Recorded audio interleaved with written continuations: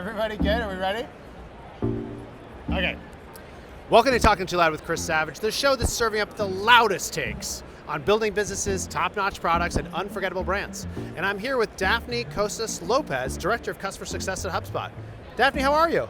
I am so good, so excited, so energized to be here at Inbound today and sitting here with you. So all's good. That's great. Well, we're going to talk about customer success, but I have to start the show by asking the question, what has you talking too loud? Customer success. Customer success. I love customer success. I love driving value for customers. It's actually the reason why on top of my job at HubSpot, I also write a newsletter. I have a podcast and it's all about driving value for customers. So you will find me talking too loud about customer success in any given opportunity. I can see that. Why do you love to help drive value for customers so much?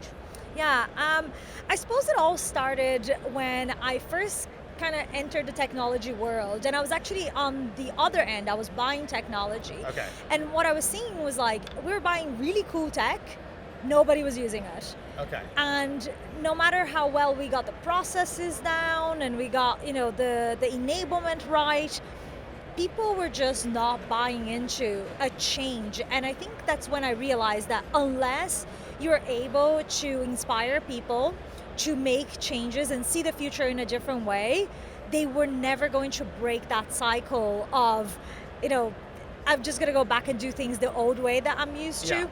So that's kind of like my first entry point into customer success and how I fell in love with it, because I was like, okay, what gets people moving? What gets them adopting products? You saw the pain very directly. Exactly. And then you're like, someone needs to do something about this. Yeah, exactly. Why not me?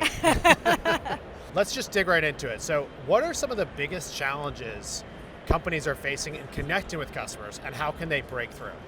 I think it's all about tailoring your message. So if you reach out to me and you give me a bog standard message that doesn't resonate with me, with my business, what I'm trying to do, you're just going to be lost in a sea of other 20, 30 messages that I get every day of people trying to grab my attention.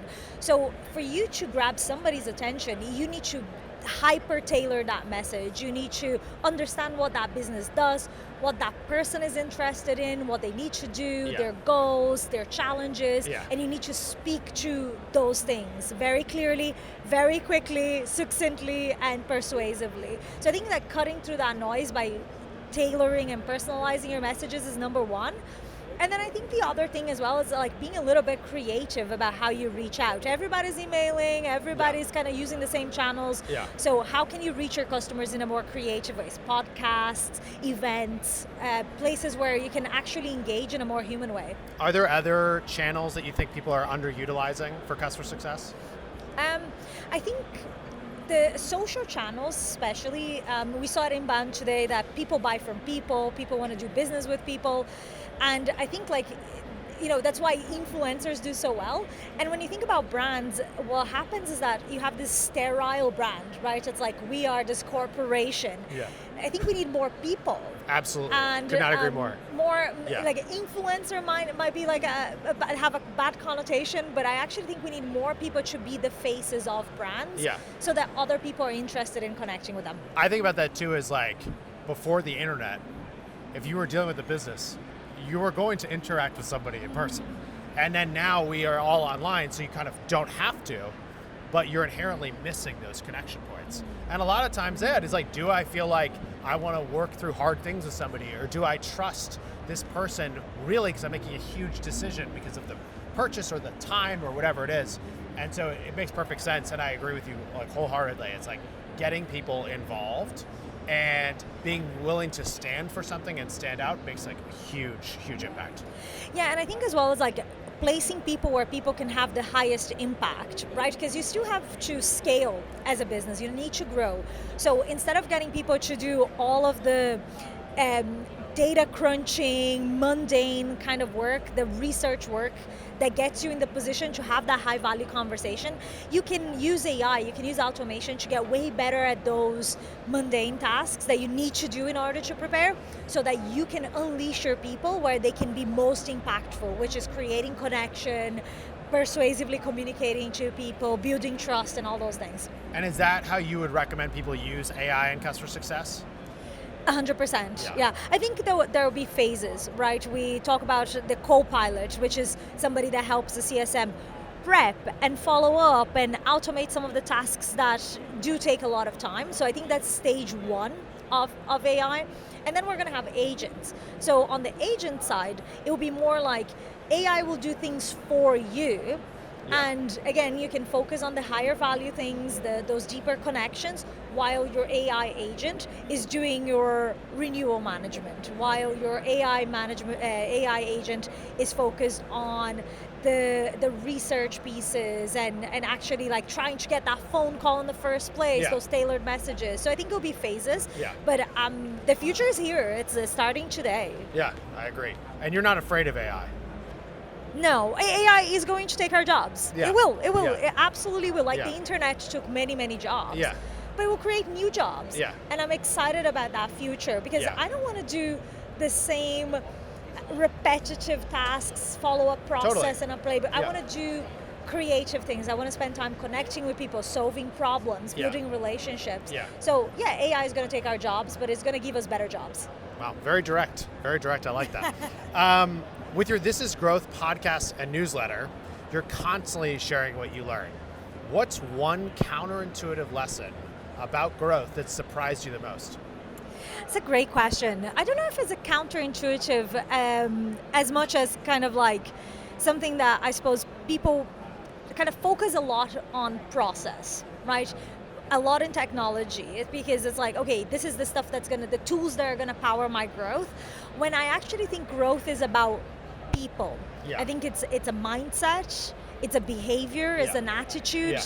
And I think in HubSpot we like to call people grow getters, and it's the type of people that you hire. And I think the counterintuitive thing is you could have all the bells and whistles, you can have the technology, you can have the processes. If you don't have the right people that want to grow and want to evolve every day and are excited about break things apart and building them again, you're not going to grow. So I think might not be so counterintuitive, but I think it's back to basics. Growth is about people. Well, that makes sense. I mean, and I talk about that a lot. Talk about mindset. It's like really hard to change someone's mindset, right? And so if it's like if someone comes in, they have a growth mindset, or they're really creative and they're trying to push, there's often people who do that, people who don't. So it's like trying to find those people and put them in a position where they can have an impact.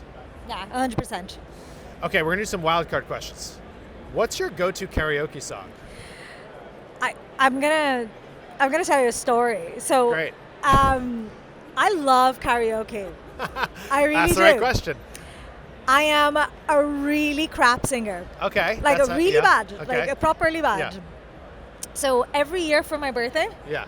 I organize karaoke. Oh, wow. Okay, Yeah. really nailed it with this. This is great. Honestly, it's like my favorite. And you might know or might not know, I don't know. I'm a big Oasis fan, and they're back. They're back. They're back. Oasis is back. I got a ticket for their gig. Did you really? Yes. Yeah. I don't even want to say how much I paid for that ticket, We'll but just I bleep did. it. Go ahead.